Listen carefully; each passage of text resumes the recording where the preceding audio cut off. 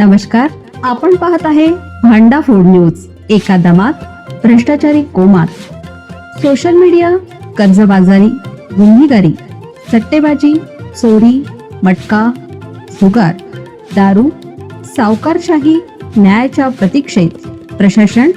भांडा food news, एका दमात भ्रष्टाचारी कोमात। घरकुलाच्या अनुदानाची रक्कम मिळवून देण्यासाठी लाच घेणारा अभियंता आणि शासकीय ठेकेदार गचाआड।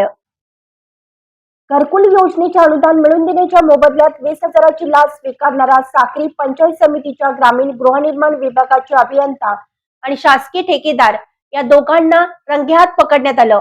सदर तक्रारीची पंचायत पडताळणी केली असता मनमोहन राजपूत यांनी तक्रारदार व त्यांच्या नातेवाईकांच्या घरकुलाचे उर्वरित अनुदान अदा करण्याची कार्यवाही करण्याकरिता तक्रारदार यांच्याकडे 20,000 रुपयांची लाचेची मागणी करून लाच स्वीकारण्याचं मान्य केल्याचे निदर्शनास आले।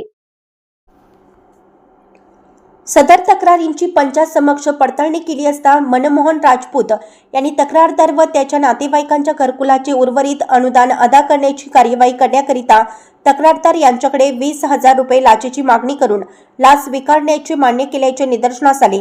त्यानुसार लाचलुचपत प्रतिबंधक विभागाचे उपअधीक्षक सचिन साळुंखे यांनी छापा कारवाईचे नियोजन केलं।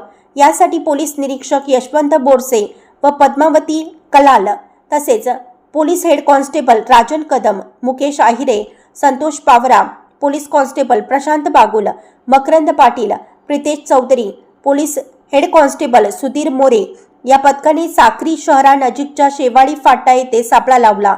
यावेळी अभियंता मनमोहन राजपूत यांनी शासकीय ठेकेदार रोहन देवरे यांच्या हस्ते सदर लाचेची रक्कम स्वीकारताना रंगेहात पकडण्यात आलं।